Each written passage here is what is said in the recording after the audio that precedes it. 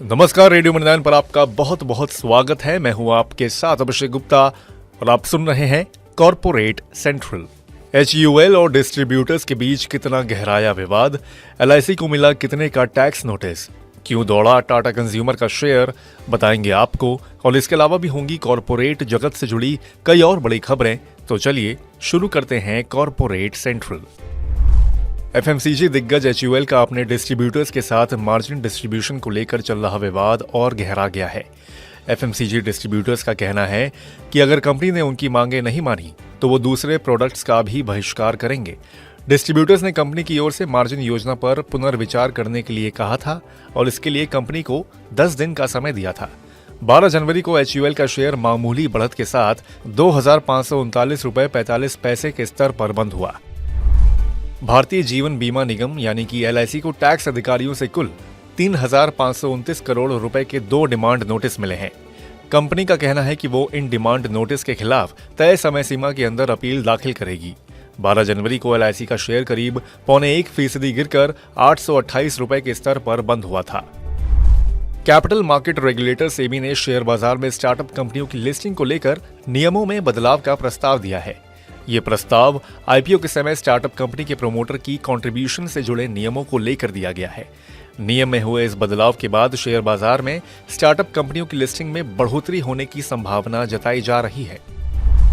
Moody's के बाद अब S&P ने भी वेदांता की parent company Vedanta resources limited यानी कि VRL की रेटिंग घटाकर SD मतलब सिलेक्टिव डिफॉल्ट कर दी है। 12 जनवरी को इस खबर के चलते भारत में लिस्टेड कंपनी वेदांता का शेयर करीब 0.1% गिरकर 272 रुपए 80 पैसे के स्तर पर बंद हुआ। शुक्रवार को नायका के स्टॉक में कुल 2.7 करोड़ शेयरों की ब्लॉक डील हुई।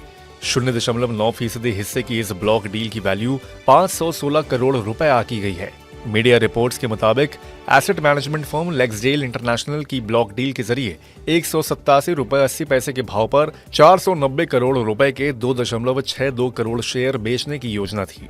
ब्लॉक डील के बाद नायका का शेयर करीब 3% गिरकर 187 रुपए 85 पैसे के स्तर पर बंद हुआ। टाटा कंज्यूमर प्रोडक्ट्स लिमिटेड यानी कि TCPL 2 बड़े अधिग्रहण की घोषणा करने जा रही है। ये कंपनी कैपिटल फूड्स की 75% हिस्सेदारी 3,825 करोड़ रुपए में और फैब इंडिया से ऑर्गेनिक इंडिया की कंट्रोलिंग हिस्सेदारी 1,800 करोड़ रुपए के वैल्यूएशन पर खरीदेगी। इस खबर के चलते 12 जनवरी को टाटा कंज्यूमर का शेयर 3% चढ़कर 1,540 रुपए 10 पैसे के स्तर पर बंद हुआ, जबकि दिन के दौरान शेयर ने 1,161 रुपए 75 पैसे की 52 हफ्ते की ऊंचाई को भी छुआ था।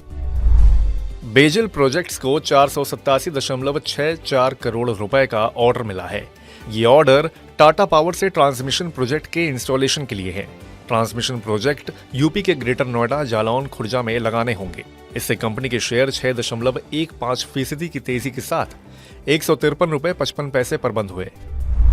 इन्फीबीम एवेन्यूज ने गुजरात सरकार के साथ 2,000 करोड़ रुपए का MOU किया है।